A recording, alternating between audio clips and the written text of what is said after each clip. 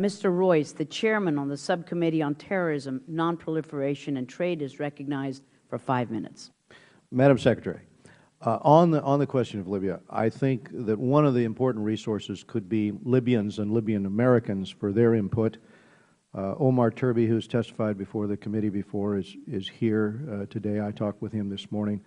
I know that Samantha Power, in the administration had some observations. Some of those observations have to do with what we didn't do in Bosnia in terms of jamming Milosevic's radio stations.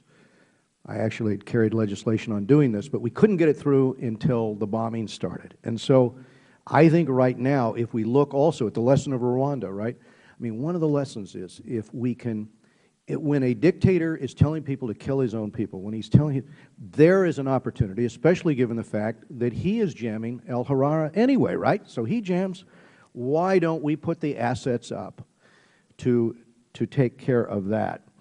And one of the things, for example, that al-Harara could do if they were broadcasting in would be interviews with Egyptian soldiers saying now why they didn't shoot, why they didn't fire on their own people. This kind of thinking, because in a way it's an information war, isn't it? And so I just wanted your response to that. And I was also going to ask you briefly in terms of another problem on the African continent that you're very well aware of, the LRA and Joseph Kony.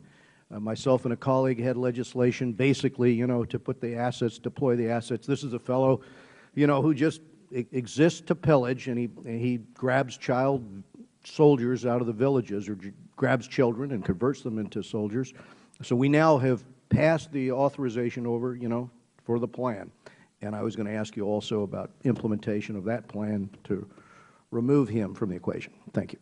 Well, Congressman, I think that the ideas that you have offered regarding Libya are ones that we are seriously considering. That's part of the package of potential actions that are being looked at by both our civilian and our military teams. I also think that this is an information war to a great extent, and what we've been trying to do in the last 2 years is to rebuild our credibility so that what we had to say would be listened to. I did a web chat with an Egyptian website, and we gave them 2 days' notice, and they went out into Tahrir Square and elsewhere. They got 7,000 questions. So, I mean, people are really anxious to hear from us, and they're also, as you, I think, rightly point out, anxious to hear from each other, like the Egyptian soldier idea, which I think is a terrific one. So we will follow up and give you more feedback about what we are doing.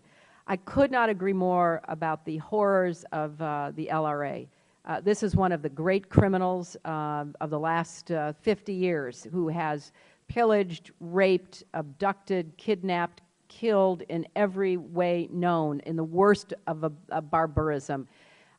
So we are very focused on that. As you know, because you have followed this closely, he unfortunately has been harder to get than we would have thought. We've had a lot of support from allies and partners, but he unfortunately has escaped accountability. But we are going to continue to do that, and we appreciate your keeping that in the spotlight.